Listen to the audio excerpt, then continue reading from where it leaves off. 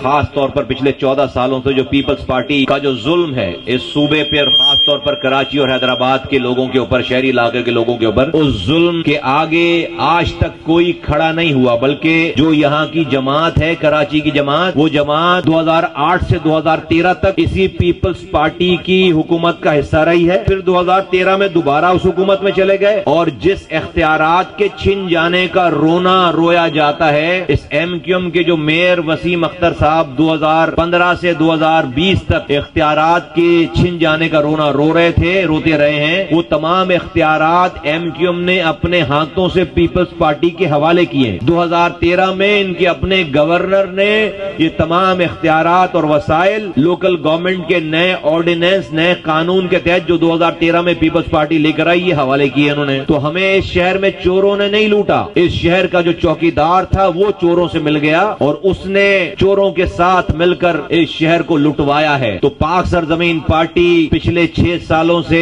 اس شہر کے نوجوانوں کو بچا رہی ہے مرنے سے۔ ہمارے آنے کے بعد کوئی شعلہ قبرستان میں لاش نہیں گئی۔ پاک سرزمین پارٹی شہر کے نوجوانوں کو لاپتہ ہونے سے بچا رہی ہے۔ پاک سرزمین پارٹی شہر کے نوجوانوں کو 6 سالوں سے بھائیوں سے لڑنے سے بچا رہی ہے کہ سندھی مہاجر پختون بلوچ کے نام پر یہاں پر لوگ لڑ رہے تھے، قتل ہو رہے تھے، مر رہے تھے، اس سے بچا رہی ہے۔ اور پھر پاک سرزمین پارٹی نے آ کر اس شہر کو آزاد کروایا ہے کہ اس شہر میں ہمارا پانی چھن گیا، کوئی نہیں بولا۔ شہر کو کچرا کنڈی بنا دیا گیا، کوئی نہیں بولا۔ اس شہر میں 2.5 لاکھ نوکریاں دی ہیں پیپلز پارٹی نے، ایک نوکری شہر کو نہیں دی، کوئی نہیں بولا۔ اس شہر کی سڑکیں تباہ ہو گئی، ٹرانسپورٹ تباہ ہو گئی، اس شہر کی اینٹ سے اینٹ بجا دی گئی ہے۔ لیکن جو لوگ اس شہر کے رکھوالے ہونے کا اور مہاجر نام پر سیاست کرنے کا دعویٰ کرتے رہے ہیں، انہوں نے مہاجروں کے مینڈیٹ کو بار بار بیچا ہے، اور آج بھی وہ اسی پیپلز پارٹی کے، جو پیپلز پارٹی ہم پر ظلم کر رہی ہے، اسی پیپلز پارٹی کے ظلم کا حصہ ہے۔